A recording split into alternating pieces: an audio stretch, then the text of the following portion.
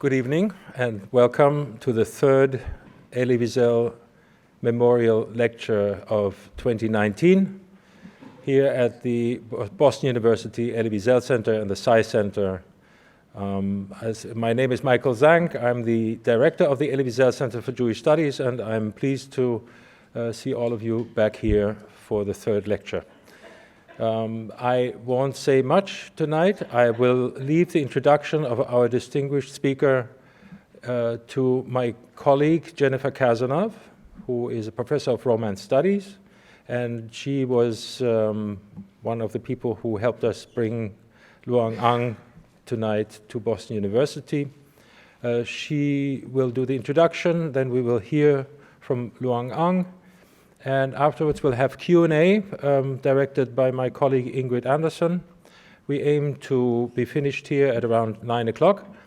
And then we have a reception outside, and we have two of Loung Ung's books outside that you can purchase, and she can sign it if she feels like it.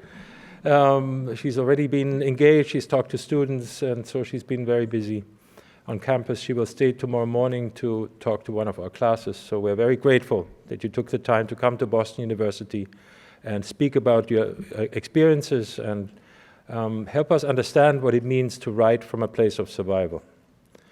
I also want to reiterate what the announcement said earlier, namely, please, no photographer. We have a professional photographer here, and also the event will be recorded.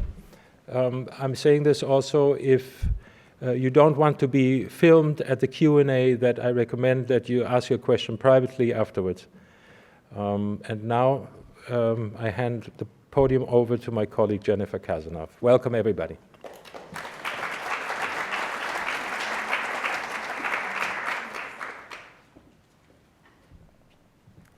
Good evening, everyone. It is a pleasure for me to introduce our speaker this evening, the acclaimed writer Loung Ung, author of the best-selling memoir, First They Killed My Father, which was published in 2000 and adapted into a film by Angelina Jolie in 2017. Tonight's lecture, which will be followed by a Q&A, will be the third and final installment of our fall series titled Writing from a Place of Survival. We began this series in September with a conversation with Rabbi Joseph Polak, a child survivor of the Holocaust. Loung Ung will also speak of childhood, trauma, and memory. As a child, she survived the Cambodian genocide. This evening, her talk will enable us to commemorate the 40th anniversary of the fall of the Khmer Rouge, a brutal regime spanning from 1975 to 1979, during which nearly 2 million Cambodians perished from forced labor, famine, disease, torture, and execution. In the aftermath of the Khmer Rouge, many survivors fled the country and reached refugee camps along the Thai border. Some would eventually return to Cambodia, while others resettled in countries such as France, Australia, and the United States. Loung Ung made her way to Vermont in the early 1980s. It is worth noting that during this period, the city of Lowell, just north of Boston, welcomed its first Cambodian refugees. Today, Lowell is home to the second largest Cambodian community in the United States. It is a pleasure for me to introduce Loung Ung this evening, as I had the opportunity to travel to Cambodia for the first time this past summer. In Phnom Penh, I met young filmmakers whose parents had survived the Khmer Rouge regime. While they were born after the genocide, these filmmakers felt that they must continue to tell the story of their country's traumatic past. In Phnom Penh, I visited the S-21 prison, a former high school turned into a torture and execution center by the Khmer Rouge, who carefully photographed prisoners and transcribed interrogations. On the same day, in the outskirts of the capital, less than 10 miles away, I also visited mass graves known as killing fields. The term killing fields was popularized in the English language by the 1984 eponymous film directed by Roland Joffé, the first major motion picture to focus on the atrocities committed by the Khmer Rouge between 1975 and 1979. as I discovered during a 6-hour bus ride, which took me from Phnom Penh to the temples of Angkor. The killing fields of the Khmer Rouge are scattered throughout the Cambodian countryside. Yet, in 2019, many are unmarked, such as the ones I learned that separated my hotel from the temples of Angkor. Over the course of my trip, I began to see these unmarked mass burial sites not only as killing fields, but also, to borrow the title of the latest film by the child survivor and filmmaker Ritipan, graves without a name. To write from a place of survival entails not only recounting the traumatic history of Cambodia, it also means, notably in a memoir such as Loung Ung's First They Killed My Father, to remember and mourn those who perish and who were never given a proper burial or grave. Please join me in welcoming Loung Ung to Boston University.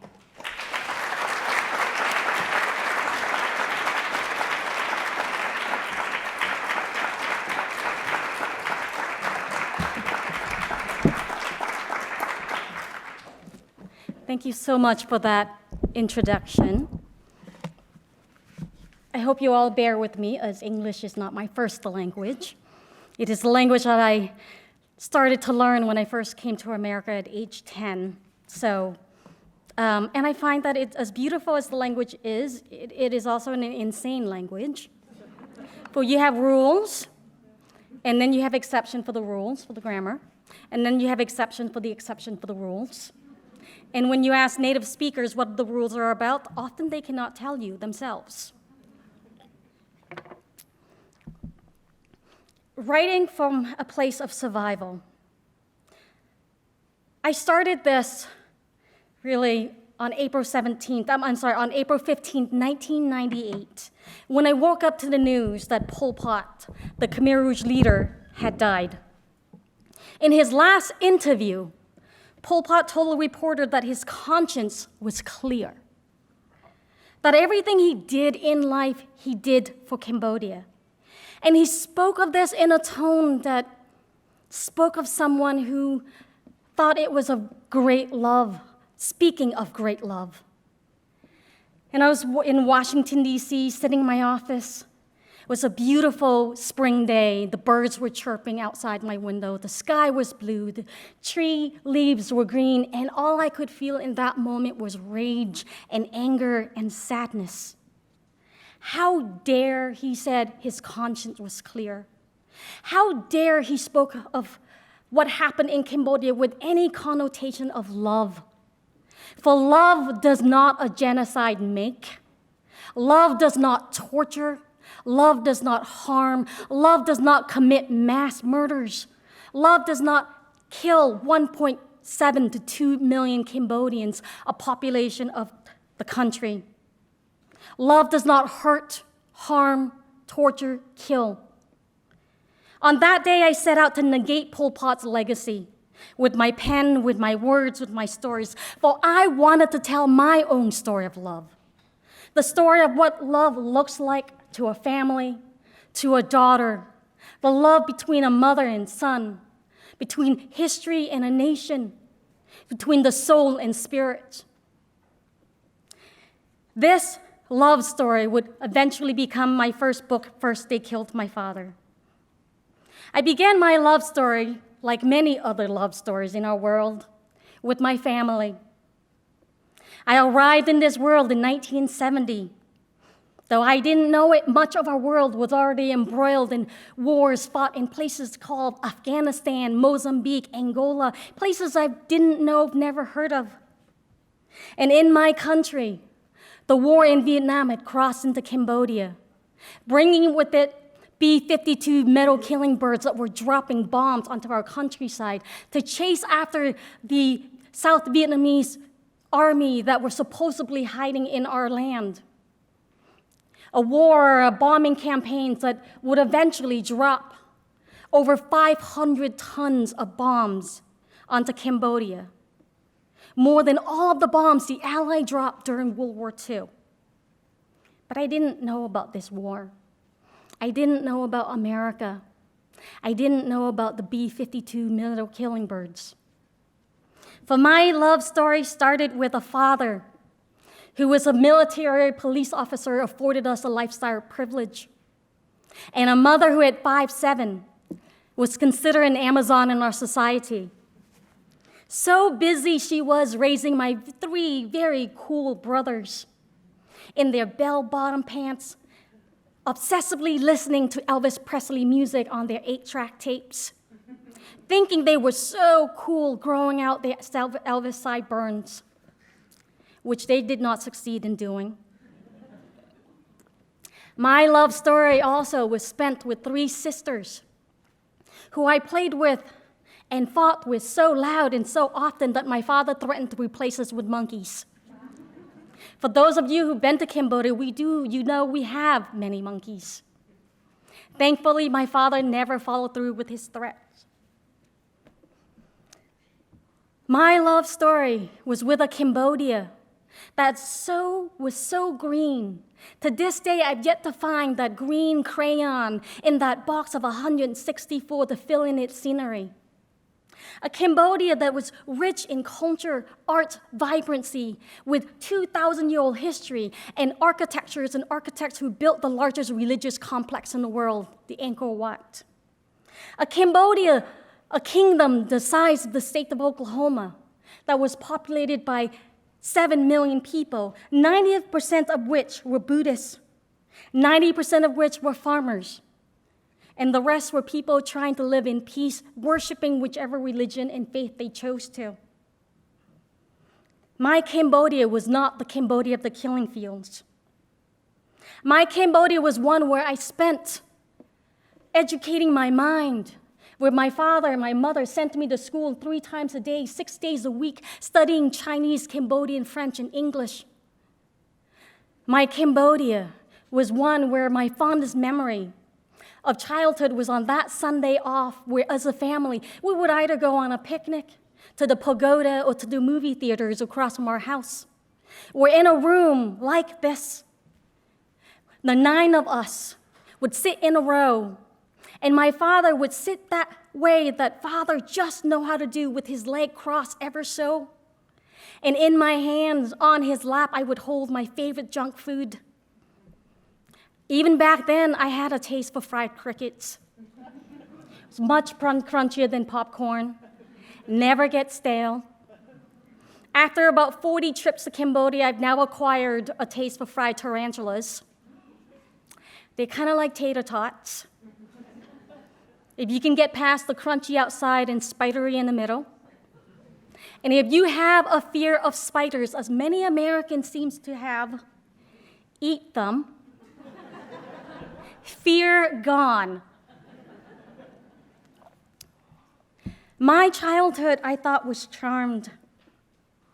But that charmed childhood would come to an end on April 17th, 1975.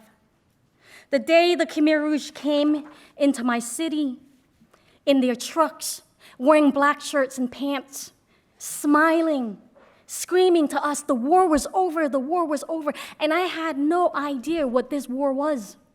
I didn't know about the Americans. I didn't know that the Khmer Rouge, the Red Cambodians as they were known, the communist followers in Cambodia that took power, had been in existence in our country since the 1940s, when they formed to fight against French colonializations in Southeast Asia.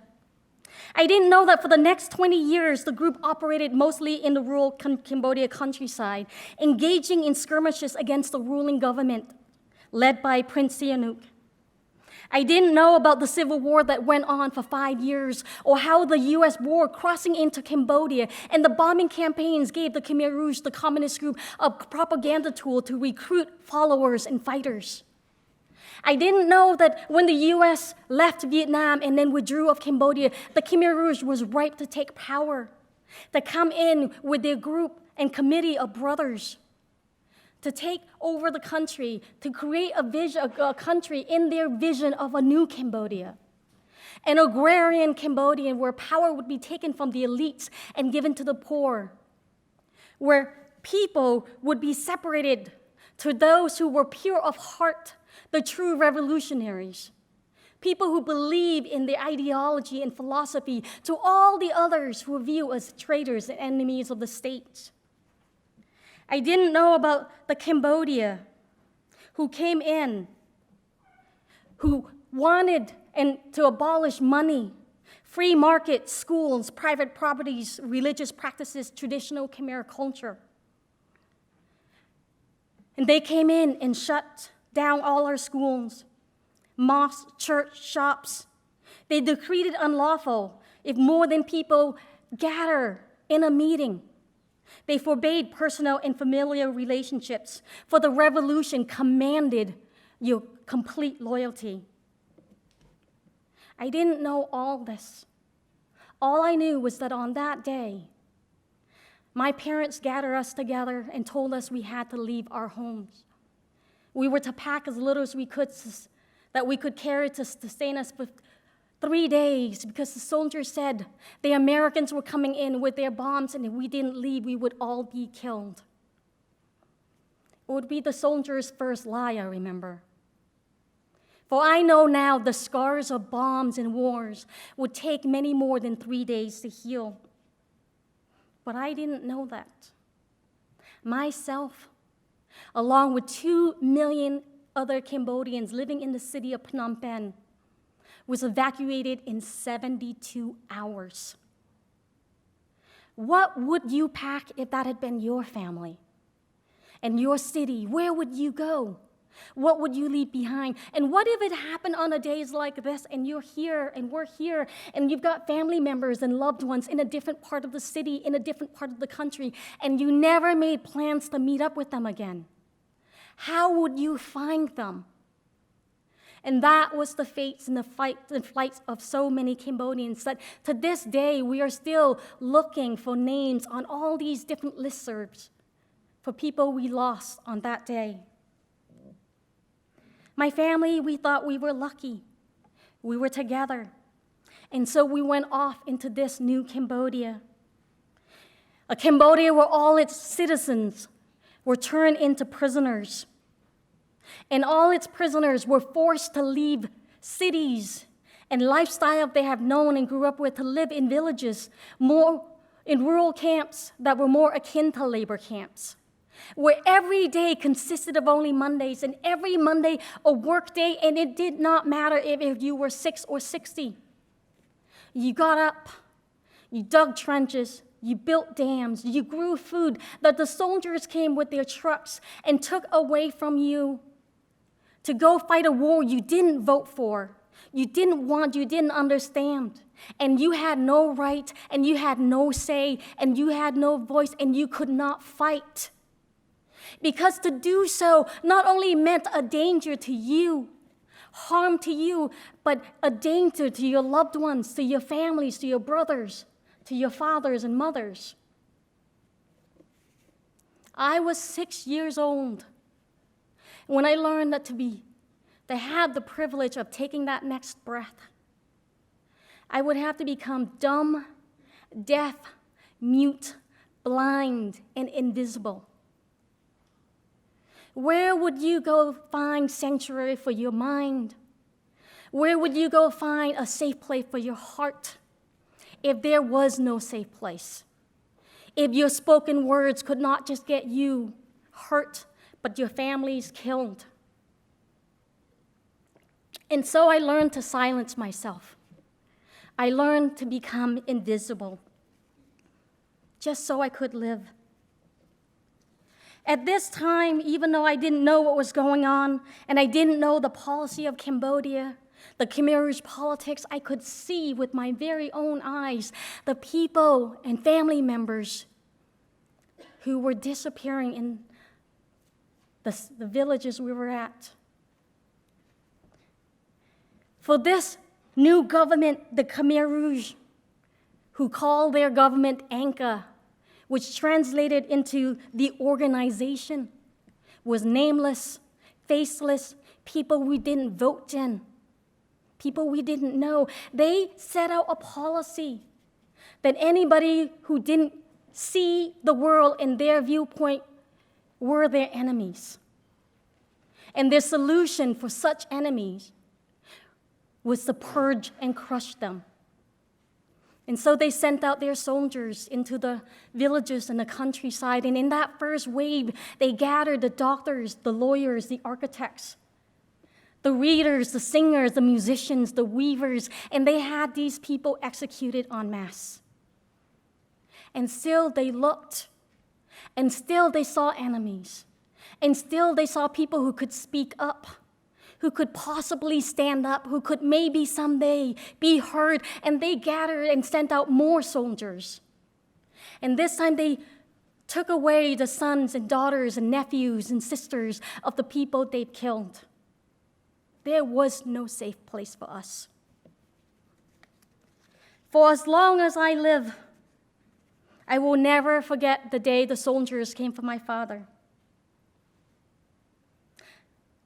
They came with their excuse that they had an ox cart stuck in the mud and they needed his assistance.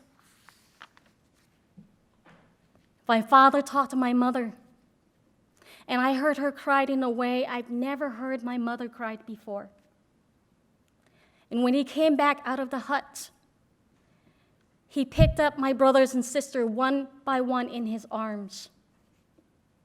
And when it was my turn, I somehow had the instinct of mind to wrap my arms around my father, to remember the feeling of my face resting against his neck, to remember how his arms tightened around me as my feet dangled in the air, to whisper to my father that I loved him. And when he put me down and walked off into that sunset with the soldiers on either side of him, the gods that night painted the sky this palette of gold, magenta, red, and pink. And it was a heaven so beautiful that I wonder if other people were looking at this same sky and saw such beauty. And yet I only saw hurt and hate. I looked at that same sunset and wished the sun could somehow become a weapon, and that weapon could go off, and that when it went off, we would all be taken with it so I would not have to wake up.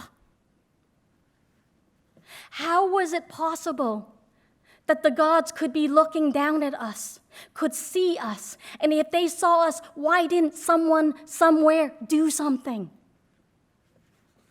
I didn't understand. I was not yet 7 years old. What do you pray for your children or grandchildren or brothers or sisters when they were 7? What do you wish for them? When my father was taken, I prayed at first for him to return, and then I stopped that, and I prayed only for the gods to have mercy, to take my father, to make sure he died with a bullet from the soldier's gun, to make sure his death was quick and painless. To this day, I do not know what happened to my father. But this I know. Cambodia, a beautiful country the size of the state of Oklahoma, is today littered with over 20,000 mass graves. Over 1 million skulls have been accounted for. Somebody's fathers and brothers and sisters and mothers. I do not know what happened to my father, but to this day, I wish for his death to be quick and painless. I was not yet 7. Hate took root in my heart. Rage grabbed hold of me and did not let go.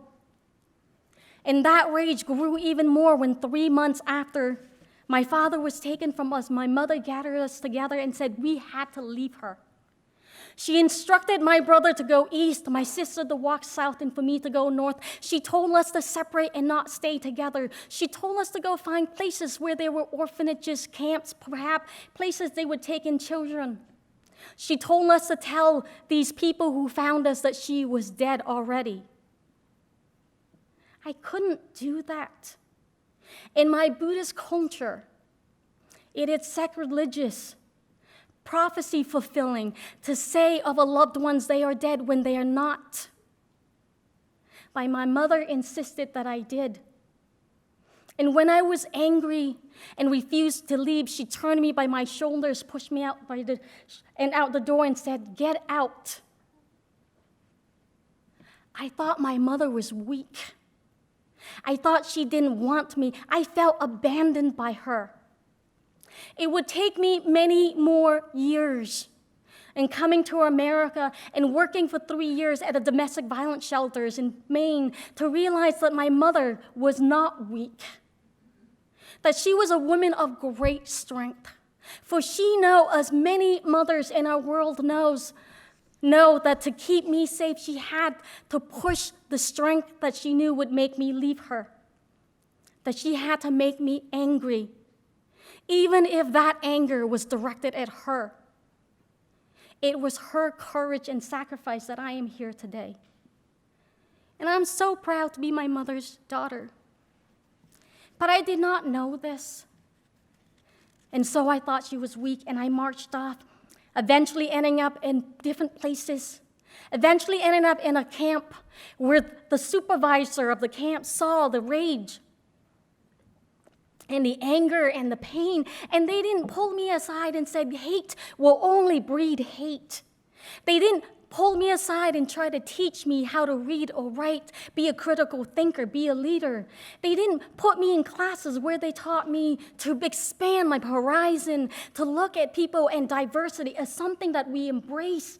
It's something that we celebrate. They took me out and didn't teach me about teamwork and friendships, to play sports. They put guns half my body's height, a third my body's weight, and taught me to hurt and hate and kill. They told me the world wanted me harmed, that as a child of revolution, I was in danger. And to survive, I had to take others out first. And so the hate and the rage and the hurt grew. And it directed this time at my mother. I am so fortunate, so blessed that my war ended when I was 9 years old, on January 7th, 1979. And it ended before I was put out to fight a war in the front line. It ended before I had to kill another person. It didn't end soon enough for many other friends of mine who had to experience that. And it ended too late for the 1.7 to 2 million Cambodians who would die to starvation, diseases, hard labor, and execution. Still, I thought we were lucky. Still, I thought we were blessed because 5 of my the Ung siblings, made it out of the killing fields.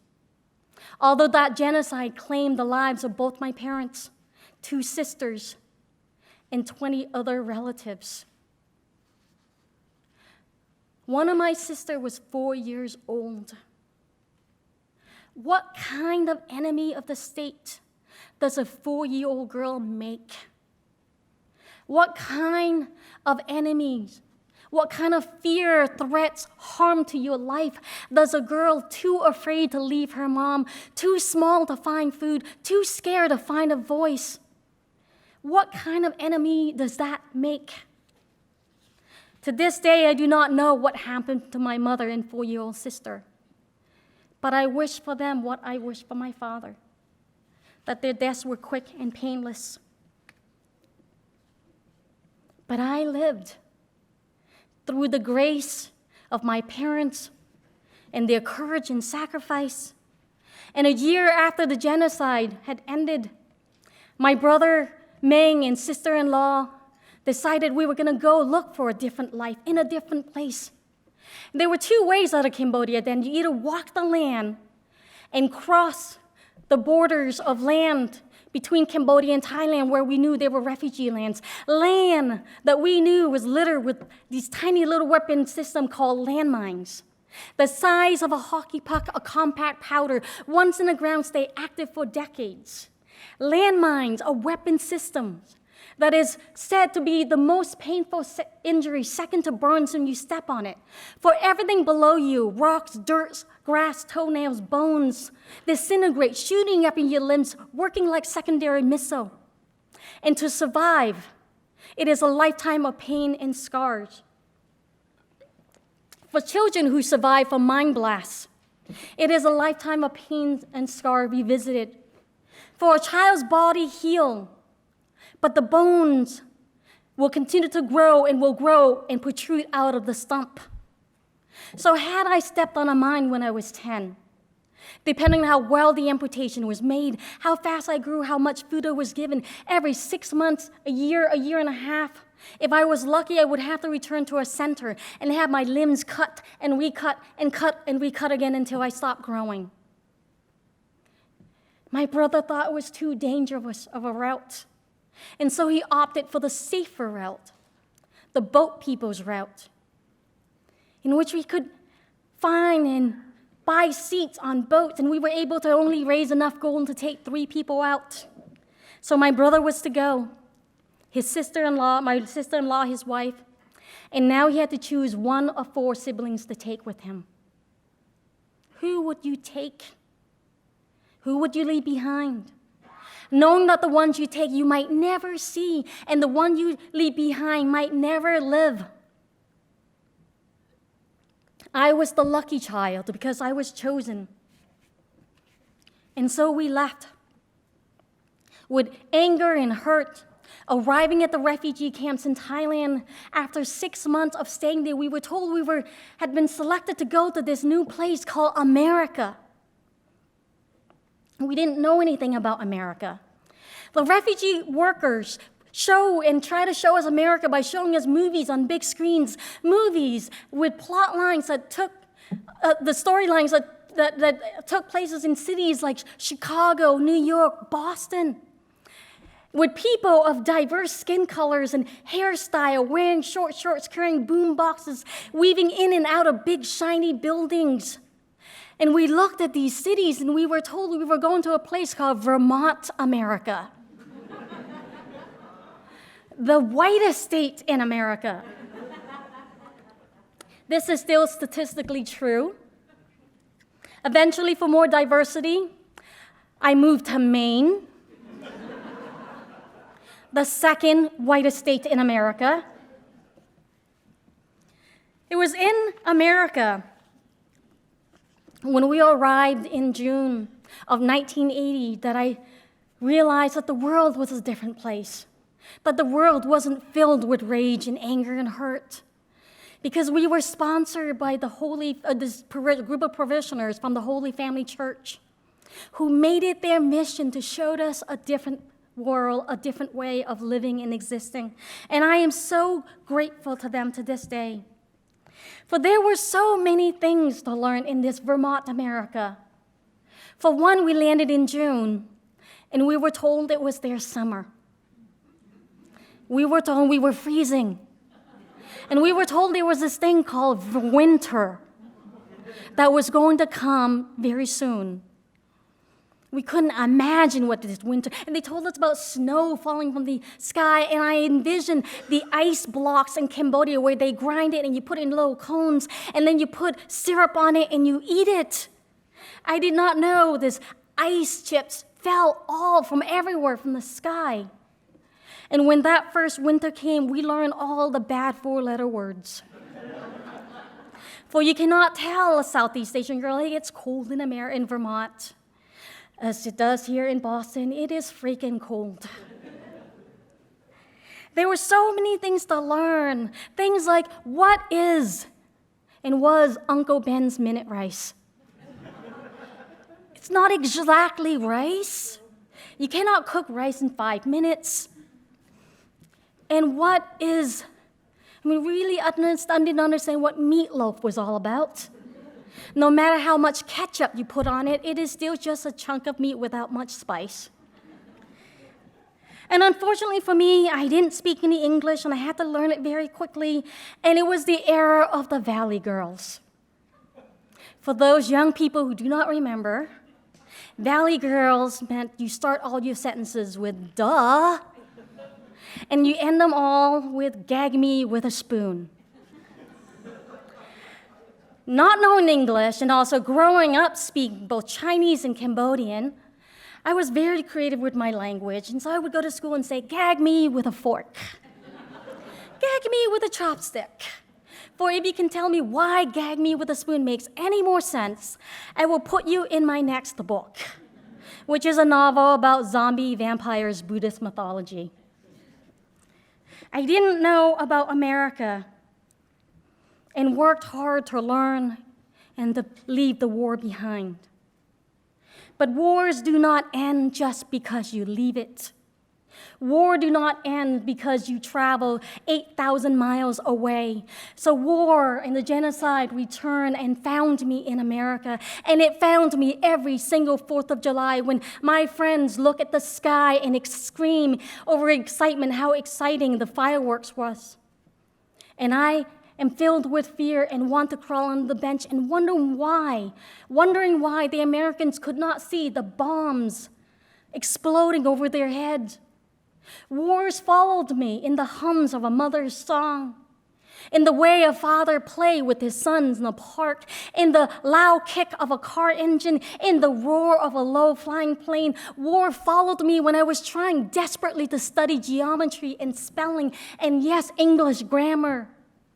War followed me when my body turned from that of a girl to a young lady. And the last time I've seen that much blood coming out of a human body, they were dead or dying. And I was convinced I was going to do both. And the war came back, and I didn't have the words to say it. I didn't have the people to speak it to.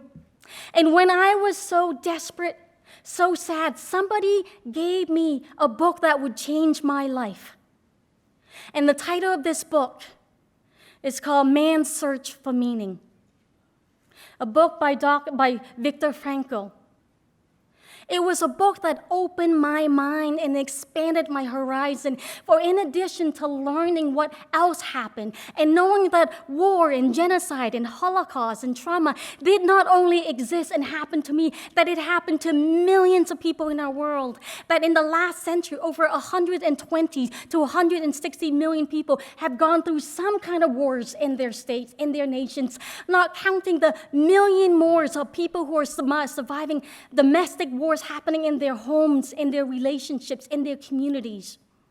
That we are not alone in our journey to heal, to grow, to evolve. And Viktor Frankl gave me a way to do this and started my writing from a place of survival.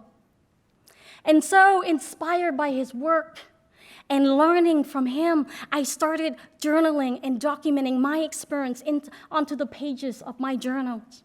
And I wrote all the tears I could not cry, and I screamed onto the pages the words I could not speak. And I wrote all the toxicity out of my body. And there is something powerful in naming the names and the things that is fearful to you, that make you afraid. For before I started writing and learning from logotherapy, the war existed over my head like this dark clouds that followed me everywhere I went, no matter where I went. And it followed in these dark clouds that would trigger by things I would not know and did not know, and then the clouds would rain on me or shoot lightning at me or harm me in some way, and I had no way of detaching myself from it. But with my pen, with my small pen, I can poke its tip into this cloud, and I can one by one pull a single thread of story, of memory, of hurt, of tears, and I could translate that onto the pages, onto my journals, and I could make sense of it. I could look at it, I could manage it. And that was what logotherapy was for me. To be able to manage my trauma in a way that wasn't so overwhelming, and little by little, the clouds started to recede. And I wrote, and I wrote. And after a while, I looked at what I wrote, and I realized that though writing and reclaim my voice was still full of anger and pain, and that was not the voice I wanted to move forward with. That was not the voice I wanted to speak to me in my head, to follow me when I meet people and make friends and fall in love. I wanted a different voice. And when I needed it most, another book found its way into my hands. And the book was called I Know Why the Caged Bird Sings by Dr. Maya Angelou. And in that work, in her work, she told me with brilliant, powerful voice that if anybody in our world should ever feel abused, embarrassed, ostracized, ashamed for what they went through, the abuse they suffer, it should never, ever, ever be the victims. That responsibility falls on the shoulders of the perpetrators. And then I started to see myself as not a victim and to hear a different voice. So that when I wrote that scene and we write the story of how when I was 9 and I was thirsty and I was collecting firewood in the forest and met a soldier and he offered me water and then he pushed me on the ground and then he attempted to assault me. And I kicked and I ran and I escaped. And for 16 years after that, I had told myself this narrative that I was lucky. That how lucky was I that I escaped. And it wasn't until I read Dr. Maya Angelou's word and did change my narrative myself and looked at what happened to me that I saw that I didn't just escape, that my fist formed into a protective weapon, but my knees gained strength and kicked, that I screamed, that I fought a grown soldiers with a rifle off of me, and I escaped. So it wasn't just that I escaped, I fought my way out of a rape. And in changing this narrative, I changed the very genetic DNA of my body. I changed how I breathe air. I changed how I walked. I changed how I take space when I'm in a room with people of all different sizes and shapes. And I change how I look at the world. I change how I look at all of us as survivors, as having strength and resiliencies, as maybe just being caught in a narrative that isn't our true story. I change my story from that of being fragmented to one where I could see the wholeness of not just my experience, but my mother's, my father's, all the other children I saw who escaped or survived or didn't, but are here because we are here, and that is victory. We breathe, and that is victory. We speak up, and that is victory. We have life, and that is victory. I am so grateful. I am so grateful for these books and many others who have taught me to learn, to heal, to know that the world is full of beauty and possibilities, to be able to reduce the hate. And this I have also learned. For if writing is my tool to heal my internal self, activism is the work to balance my external environment, my external life. For hopefully, as with many other people who, whichever is their way of learning and healing their internal self, you dig deep, you go in, you learn. Hopefully you get to a place where you are bored of yourself, where you get bored of who you think you are, where you realize that this is not about you, where the question that keeps popping in your head is, now what? Now what? Now what? Where you realize that the answer to now what, is that it isn't about you. Where you can stand in front of an audience or speak to a friend and fight against the tear and the anger and still speak because you know it's not about you. Where you channel the soul and spirit of loved ones and people you don't know because they are part of the human race and therefore you love them anyway. where you are there and you realize that they and all these other groups, the 1.5 charitable organizations registered in the US, of people who are doing such great work, people who are your neighbors and your friends, or your church members, or your synagogue neighbors, who believe in Islam, who believe in Buddhism, who believe in the beauty of our world, people who showed you that peace in our world is not a wish. Peace in our world is not something that is granted to us. Peace in our world is not something we ask for. It is not something we wait for the president to give it to us. It is not something that we wait for the next generation to work on. It is not something that we dream about. Peace is an action. Or rather, peace is many, many actions. Peace requires us to commit, to strategize, to work on, to plan, to celebrate, and make it a part of our life. Not when junior is grown and in school, not when you graduate from college, not when you've saved enough in your nest egg fund that you can now work. Peace requires us to make it a daily affirmation where all it is just to be kind when you drive, to extend a hand when somebody needs it, to be a friend. Peace is being aware and being educated and being conscious, knowing that what we do matters. And knowing that when we do this work, we put out the most important thing. For all the other specific of what we can do on a daily basis matters, but when we do the work in whichever forms, whether as mothers or brothers, sisters, or as architects or weavers or dancers, in whichever capacity in our community, in our world, when we do this, we put out this glimmer of beauty that is the best examples of man's humanity to man. And to those of us who have witnessed the worst of man's inhumanity to man, this is what heals. This is what will change our world. Thank you.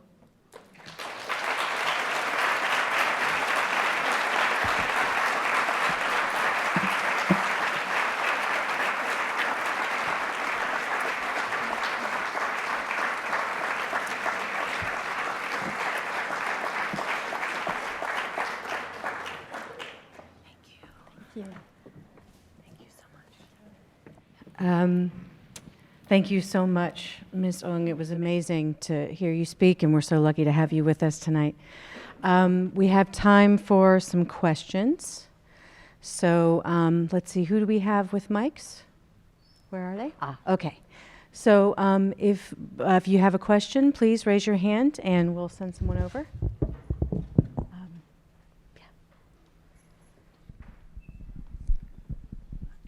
So I've been to Cambodia, and I've seen the people there are just so nice and friendly and caring, and it's a great sense of community.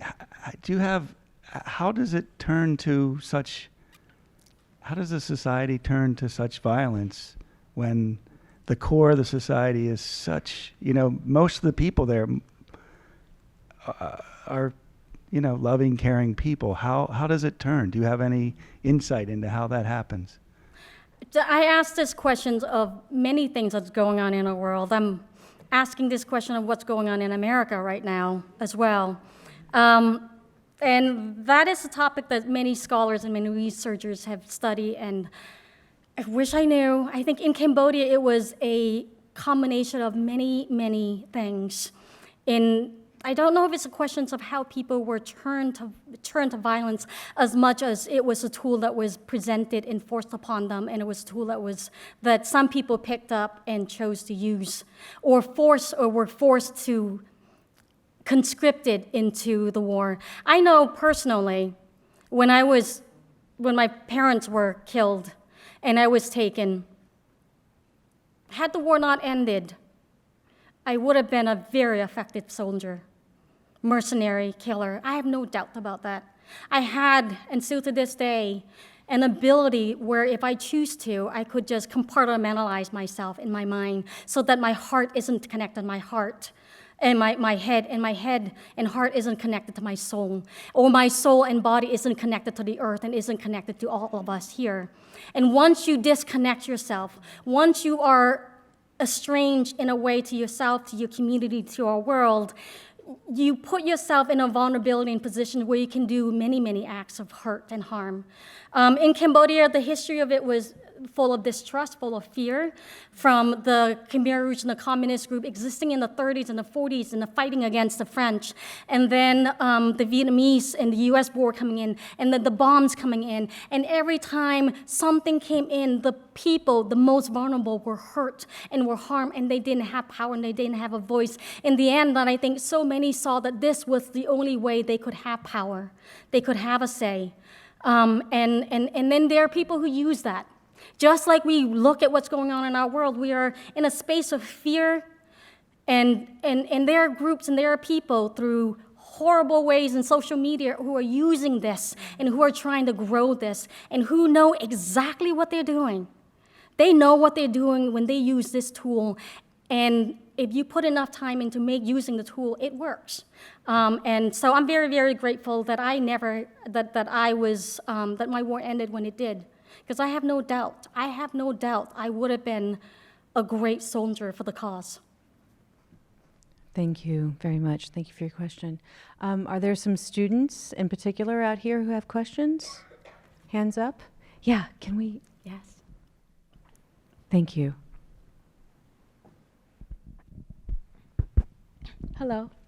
I just want to say thank you. It was actually one of my dreams to meet you. I watched First They Killed My Father on Netflix many times. So I was wanting to know.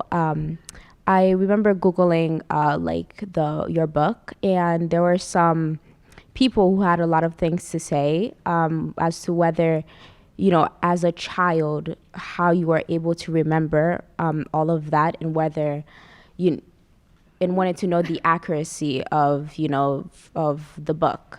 So what was your response? What is your response to that? Sure. The memoirs are, for me, my memoir is a collection of narratives and of my family stories. So it wasn't mine and mine alone. Before I actually started to write the book, I went back to Cambodia on 7 different trips. And I interviewed pretty much anybody who would talk to me. I interviewed my grandmother, my brothers, my sister. I asked my brothers and sister to write their narratives so that, and to this day, I have 100 pages of my brother's words that I took little bits of their facts, and I read books, watched documentaries, and I did a lot of research before I even sat down to write it. With that said, it is a memoir. It is not, I've never said that it's a definitive history book of Cambodia.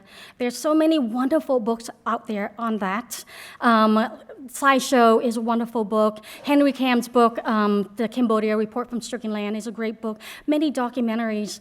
What I did was, when I wrote the story, I wanted to honor my family story. I wanted to honor the spirits of my grandmother in particular, because I remember when I was interviewing her, she did this thing that I kept with me the whole time I was writing.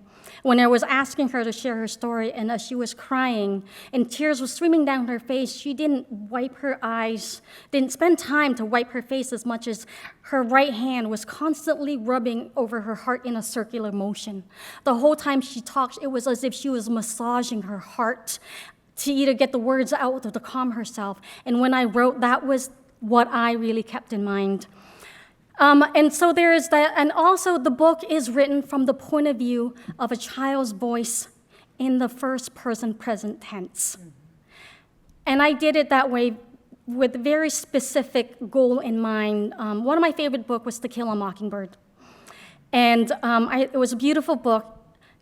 Jem and Scout in the book spoke like a 50-year-old PhD professor, and that was not it. So I wanted to tell a story that took place with the immediacy of now, I didn't want my readers to have a barrier, to have an escape. I only wanted my readers to see what I saw, to know what I know.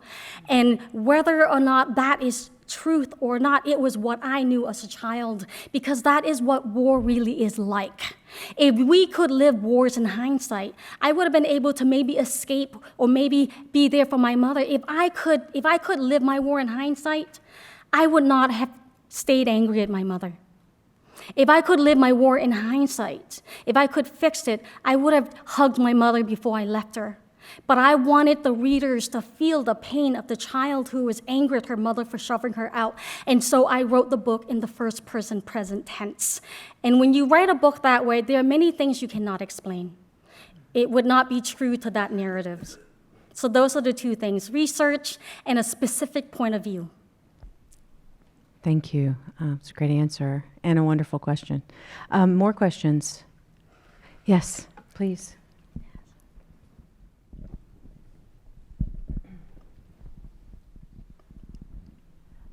This was in the discussion before, and I forgot to kind of ask you the question, but you said that you wrote this novel, well, not novel, this memoir, in a science fictional way, and I was wondering how that worked. And also I also read your book when I was in high school, and it has been my dream. Like, I forgot all the other books I read in high school except for your book. Yeah, thank you. I love books. I'm so very rarely bored because I'm always reading. I love books, and I particularly love science fiction books. And for me, it's with science fiction, you can't take anything for granted. Not the air you breathe, not the people, not the world. And so when I sat down to write my book, I really kept that mentality that Cambodia was such a strange place. And the people and what happened in Cambodia was a story that few people in the world and few people in America knew about. When I was in high school, I studied the Vietnam War a little. I don't remember there was mention of what happened in Cambodia in connection to that war. Even when I went to college, there weren't classes taught. And, you can take Southeast Asia, maybe a little mention of Cambodia, but there wasn't a class I could take. And so to learn about Cambodia, I had to find books on my own. I had to read it on my own, and then I had to try to learn and decipher what I was learning by myself. I approached writing my novel as if it was science fiction because I wanted to build a world that I knew people didn't know about and to make it come to life, to describe the grass, to describe the earth, to describe what it's like not to have shoes, to describe our food in a way that people would taste it. And so I spent a lot of time working very hard on the descriptions. And then because it was written in a first-person present tense in a voice of a child, taking 90% of it out and making the words spoken like a 5-year-old kid. So it was a lot of a challenge. It was a big challenge, and so to me, that was why I did it. Thank you. It was good that you brought that description back up from the earlier discussion. More questions? Yeah, in the back here.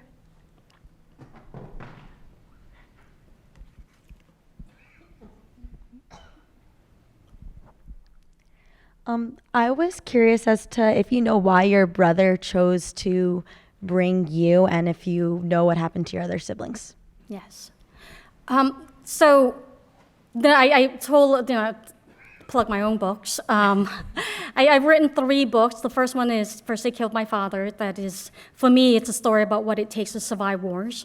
And First They Killed My Father was born on April 15, 1998, when Pol Pot died. I wrote Lucky Child when I saw President then Bush landed his plane on SS Lincoln, speaking to a group of Navy men and women. Behind him was the sign, Mission Accomplished. And as an activist, it was right then that I wanted to write a story of what it takes to survive the peace, long after everybody tells you the war is over, whether that peace is what you're looking for in your body or in your mind or in the sky. And so I cover that story a lot, in that I learned through going back to Cambodia and talking to my family members that a question I didn't ask and was afraid to ask, because asking would mean that I would have to deal with the fact that I was chosen and not my sister. And there was a lot of guilt around that, surrounding that. And I learned that I was picked because I was the youngest child I was the youngest siblings. And the belief, the family decision and belief was that as the youngest girl, should we ever find a place where there was school, I would have the most number of years to get an education. And my sister was a few years older. And back then, and even now, the vettings of refugees and the fates and flights of refugees to get into America is a 2-year wait. And so we didn't know we would make it to America so quickly. And so we didn't think we would arrive so soon after we left Cambodia, which is a year. And that was why they picked me. And I think she also asked about your other siblings that remained in Cambodia, I believe. Is that correct? And I believe you're still in touch with them. Yes, my sister Ju is now a grandmother for the 4th time. I'm married with no kids. I do have 11 goldfish. That I feed once every 3 days, because it is really PTSD. But I overfed my fish, and so they all are named meatballs because their mouths open and close and open and close. And as war refugees, I always think that they're hungry, and so I feed them all the time. And so my husband got a automatic feeder. Fish feeders. My sister is doing really great. She's in Cambodia. My brother Khoi is still in Cambodia. My brother Kim is in LA. My brother Ming is in Vermont. And so we're now in different places, and we have been able to see each other a lot. And in all the trips I've been to Cambodia, the one thing they always ask for is just documents and videos of Cambodia. And so we have hundreds, literally I would just set a camera down and videotape everything and just haul that back and forth. So they're doing all really well. My sister Ju all her kids go to school. My niece is, one's an architect and the other one, she's architect intern, and the other one is a biochem teacher. So the DNA education genes continues. More questions? Yes.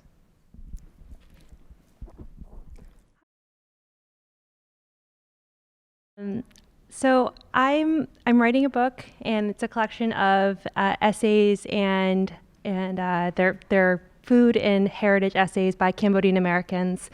And I'm part of this second generation of survivors. So my mom survived, and I'm sort of on the outside of that. And I always wonder what the narrative should be and what it's like to write with a legacy like the genocide. And so my narrative is different than my mom's, different than yours. And I'm wondering what your thoughts are on that. Writing from survivorship, writing with a legacy, and also writing with almost like a responsibility. I think it's so special that you're writing from this narrative. And I think Khmer culture is all about food. It is all about food, and I love it. And our food is fabulous and delicious and smelly. And so, I think it's so wonderful that you're doing that. In terms of if I have any thoughts on it, whatever you do, whichever voice you choose, as long as you know and feel passionate about it, and also know the end goal of what you want to do, or what it is that you wish to do with this work. I'm very fortunate that I love food because my husband and I are partners and owners of 3 restaurants and 2 microbreweries in Cleveland, Ohio. Market Garden Brewery, if you guys are ever in Cleveland, our beer just won, our Prosperity, we just won the gold medal for best beer in America at the Denver Great American Beer Festival. And Food and Wine listed our pizza as the best in Ohio in their features of 50 states. So, so it's great. Whatever it is, whatever you do, you just have to know where you want to end up more than the journey, in some way, more than the journey you want. I always hold true You do your work, you care about it. Some people will like it, some people won't. But I know what I want to do. I know where I wanted to go. I've always known that this isn't my story, it's bigger than me. And so I put that intention out there. Even when I turned the book and I decided to make the book into a film, I've always set the intention that I want it to be a story that was more about me. The cover of the book was my first choice of making the story much bigger than me. If you see my face on the cover, it's the story of Loung Ung. And so I really had discussions with the publishers about closing my eyes so that with my eyes covered on the cover of the book, it could be a story of any other girl. It just happened that it's told through my voice. And with the movie, I very well put the intention that I wanted to work with people who are good, people who have good track record of caring, and who are good human beings who really care about Cambodia and wish as well for Cambodian people who also are good, decent human beings. Quite frankly, having lost so much in my life, I don't have to do things I don't want to do. I need so little in life. I really need so little. I have a couple of friends with couches that will let me stay with them whenever I want. And I pretty much, as a writer, when they said there's no such thing as a free lunch, unless you're writing a lot about hunger, and then you milk the free lunch for all it's worth. So I know what it is that I want, I know what it is that I need, and I don't need that much in the world. And so I can then have the luxury to only work on things I really care about, despite, and then spend the time to do it. So yeah, so that would be my suggestions for you, is to know what it is you want to say in the story and why you want to say it. Thank you. Yes. Yes. Hi.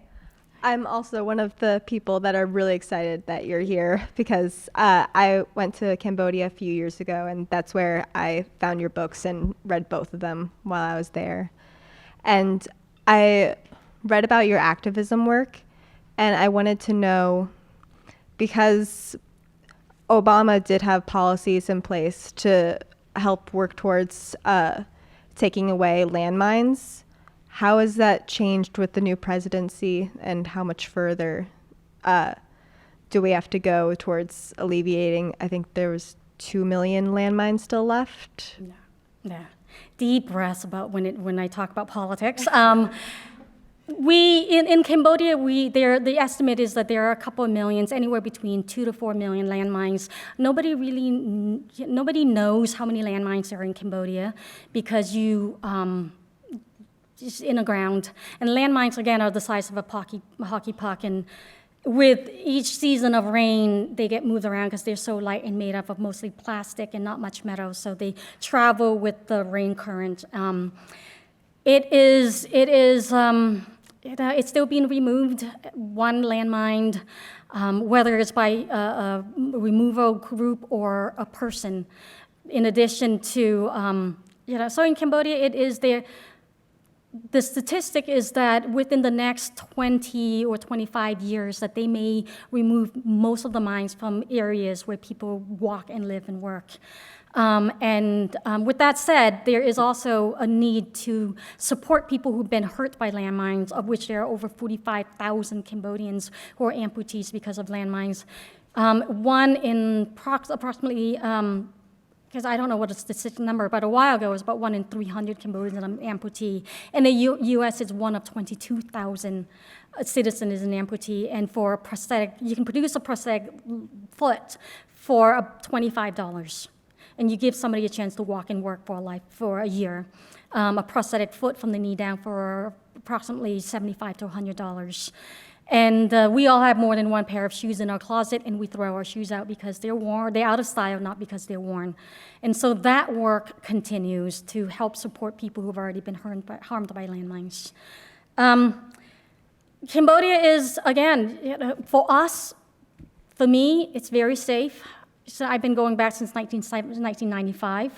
When I'm hungry, I buy my food. When I'm cold, I grab a sweater.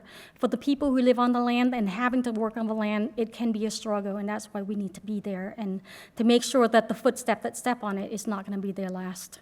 I've often said that. I've often thought, the reason I got involved was my anger upon learning in 1995 what was going on in Cambodia.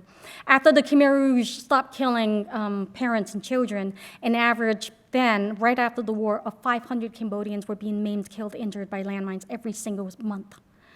And then I thought about my sister and brothers and nieces and nephews who were left behind and how they had fought so hard to survive the war, and now they were having a hard time to survive the peace.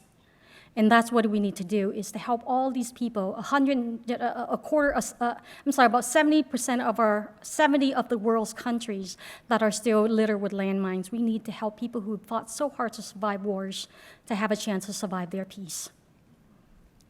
Thank you. More questions? Yes.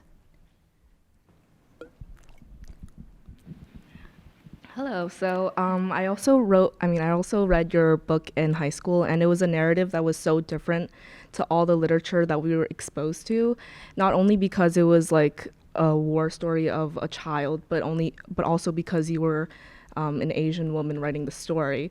And so I wanted to ask, when you first came to America, did you experience any racism? And how did you respond to that racism with the trauma that you faced? Like, did you turn a blind eye, or did you tell them head on, like, it really doesn't matter, like, I've been through so much? Yes. I went to Vermont. So for sure there was a bit amount of the racism. And thank you so much for your kind words about the narrative. And it was, when I wrote the book, I wrote 3 different chapters of the book in 3 different narratives. And there was a part of me that wanted to write from the past tense and then just really put all the information, all the research I know out, because I wanted people to know the facts. I wanted people to know what happened with the facts. And I decided in the end that that's up for people to learn. What I can really do and what I wish to do is to vibrate their heartstrings. And to vibrate their heartstrings. And I do that with my work, whether it's activism or whether it's writing, encouraging and hoping that people will hear this and listen to the vibration of their own heartstrings. And that will guide you, whether that guides you into an activism that involves writing or cooking, or working with Amnesty International, or working with children, or becoming involved with student government. That heartstrings will guide you. And so that I see that as sort of the mission of my work. In terms of racism, when I was in Vermont, and I arrived in 1984, The Killing Fields came out. Just a year before that, I believe, Full Metal Jacket and Platoons came out. So for pretty much my junior years, middle school years and into high school years, I heard very often, $5 for a good time, yum yum or boom boom, which is the dialogues that the prostitutes uttered to the Vietnamese, to the US GIs in the movie. And pretty much everywhere I went, people thought it was funny to say that to me. And the people who were not young enough, who were a little older than that, I would go hiking in the mountains and then hear very sweet gentlemen tell me I look like Susie Wong. Again, another prostitute from an old movie called The World According to Susie Wong. And everywhere I went, I pretty much was faced with people telling me one way or another, I look like somebody's prostitute.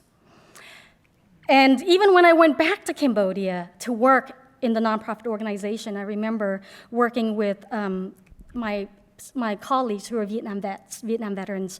The group that I work for is called the Vietnam Vets of America Foundation. Walking around with Vietnam vets and hearing this gentleman in French call me a putain. I speak French.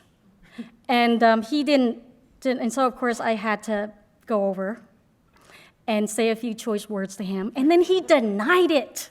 He denied it. No, you misunderstood him. So I had to challenge him. Tell me what the word actually means. And that was how I developed and really taught myself to speak very loudly. And to also, when I'm in Cambodia, I walk with people or always in front.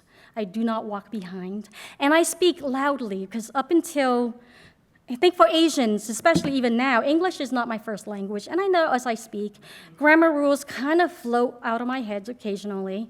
I can write better because I can edit. I don't want you guys to think I can't speak English or that I speak broken English. But I'm just not going to care. Because I have learned that if you believe in something, you speak up. And you speak up in whatever ways, whatever language, whatever it is that is your authentic voice. Even if that speaking up is cooking. Even if that speaking up is writing a memoir. And so I have learned also that people's racism against me wasn't about me. It was about them. It was about how they perceived the world. It was about how they saw me. It was about what they thought. And as long as I refused to refused to own their issues, as long as I refuse to own their issues, I'm okay. You know, I can choose to say something or not. Most of the time I do. And so, yeah, so it really is, it still hurts, but you know, but now my girlfriends and I will always have answer, and we will always challenge people. I will always challenge it. What is it about you that you think is okay to say that? Seriously, let's not talk about me, let's talk about you. And then after about 2 sentences, I'm like, I'm kind of bored now, because I'm not learning much about you. So sometimes you just have to have an attitude. And it's not a bad thing to be an Asian girl with an attitude. Excellent advice. Okay, any more? We have time for about 2 more questions. The gentleman in the back here, and then one more for you, because you've been patiently waiting. Yes. Hi, thank you so much for sharing all this with all of us. A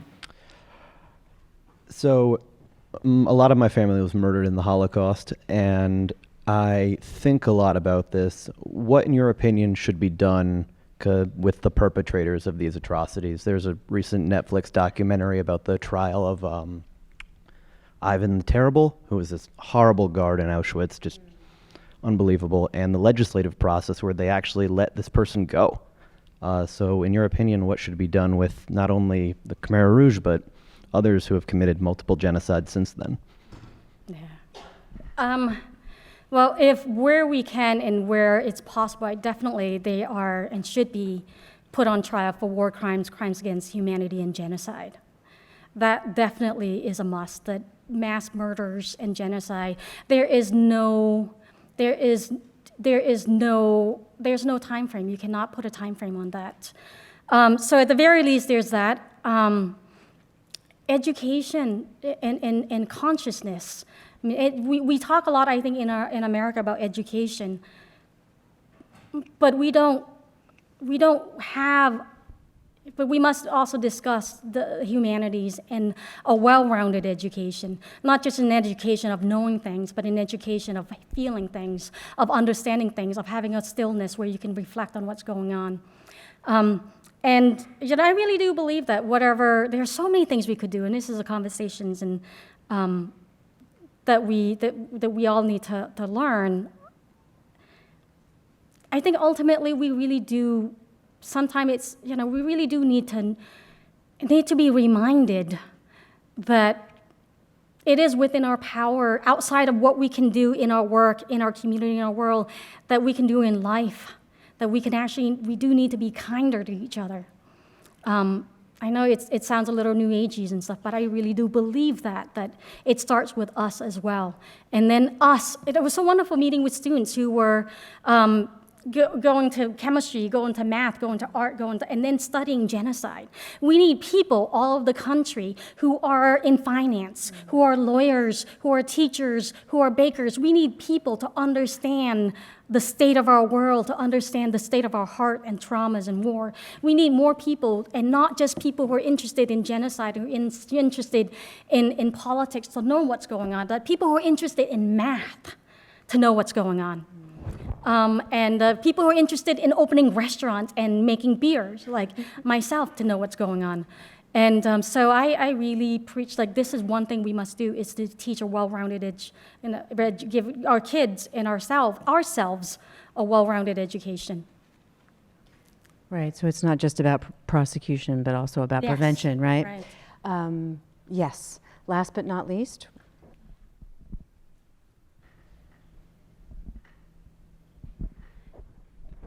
in the last chapter of your book, I remember you were wearing black clothes and stepping out of an airplane to greet your family members. And your family members were shocked at you because you were wearing black clothing. Yes. And you are still wearing black clothing till this day. I know, but I got a little red. No, it's so true. In the epilogue of the book, I wrote of my first return to Cambodia 15 years after I'd left it, and the first time I was to see and be reunited with a sister that I loved dearly, with my brothers and all the cousins, and all 20, 25, 30 of them showed up, I think maybe in one car, because that's what we do in Cambodia. So they all stood elbow to elbow, waiting to get that first look of me. And I actually had spent 2 weeks before that in China, because again, I'm very practical. So if I was going to do a trip, I was going to do multiple trips. So I went to China to attend the UN World Conference on Women. In 1995, so I spent 2 weeks in China by myself at the conference. And I always wear black because I'm a total klutz. I spill everything, I break everything, I trip everywhere, so I stain everything I own. And so it was my stain-resistant clothes. And back then, tivas were the rage. So I wore tivas, and bandanas was a must because you got to wipe everything. It's hot, it's humid. And so that was my outfit, bandanas, black shirts and pants, and backpacks because I was traveling by myself. And so I could carry my backpack. I was gone for 6 weeks, and just everything I could in my backpack. Because trains don't really stop, and then sometimes you have to jump from one boat to another because it's a water taxi. So when I got off, my cousin looked at me and said, "You look like a Khmer Rouge." It wasn't until that moment that I realized how successfully I actually had put the world behind me in some forms, and how I had to really be more conscious, more aware to take that, because that filter glasses I put on to thrive in America, it worked so well that I was looking through it in Cambodia. And I was seeing the haves and have-nots. I brought Godiva chocolate to my sister. For my sister as a gift. She hated it. It was too sweet. I brought my sister to my hotel to stay with me.